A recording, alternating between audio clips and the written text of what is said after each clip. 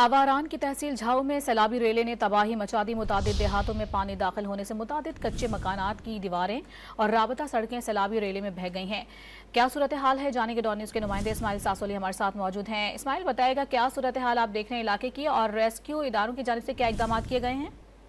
जी बिल्कुल, जिला आवारान के तहसील जाओ में गुज़श्ता रोज सरंदा की बंद टूटने की वजह से तबाही मचा दी गई है। मुतअद्दिद देहातों में पानी आ गया। आवारान का तहसील जाओ शहर है, वहाँ सरकारी इमारत हैं, जो राब्ता सड़कें हैं, आवारान और जाओ जाने वाली सड़क बह गया है।